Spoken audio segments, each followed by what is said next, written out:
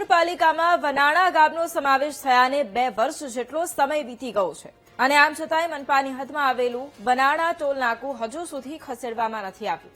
સ્થાનિકો દ્વારા ટોલ નાકાને હટાવવાની માંગ કરાઈ છે. મનપાની હદમાં ટોલ નાકું હોવાથી ગેરકાયદે ટોલ વસૂલાતો હોવાનો સ્થાનિકોનો દાવો છે. અવારનવાર રજૂઆતો, આવેદનપત્રો અને વિરોધ પ્રદર્શનો કરવામાં આવ્યા અને છતાંય તંત્ર દ્વારા કોઈ નક્કર પગલાં નથી લેવાયા. આ સમગ્ર વિવાદ અંગે મહાનગરપાલિકાએ સ્પષ્ટતા કરી હતી કે નેશનલ હાઇવે ઓથોરિટી સાથે પત્ર વ્યવહાર કર્યો છે. ટોલ નાકાને અન્યત્ર શિફ્ટ કરવા માટે કન્સ્ટ્રક્શન ખર્ચ થાય છે, જેને ધ્યાનમાં રાખીને કાર્યવાહી હાલ વિચારણા હેઠળ છે.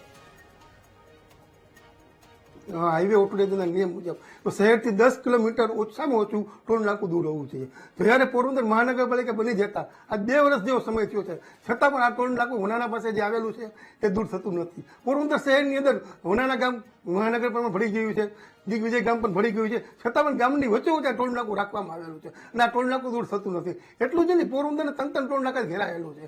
જ્યારે પોરબંદરમાં પ્રવેશ કરવો હોય તો અન્ય ટોલ નાકામાં પણ આ ગેરકાયદેસરનો વેરો ભરીને વાહન પ્રવેશ કરવામાં આવે છે. પોરબંદર મહાનગરપાલિકાની હદમાં કોઈ દિવસ હજી સુધી કોઈ પણ જગ્યાએ ટોલ નાકા છે નહીં.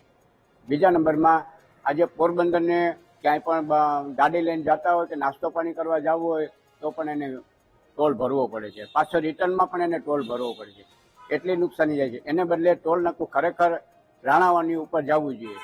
પોરબંદર નગરપાલિકા જ્યારે મહાનગરપાલિકા બની ત્યારે વનાણા ટોલ નાકું છે એ વનાણા ગામમાં નો સમાવેશ મહાનગરપાલિકામાં કરવાથી હદ વિસ્તારની અંદર આવેલો હતો.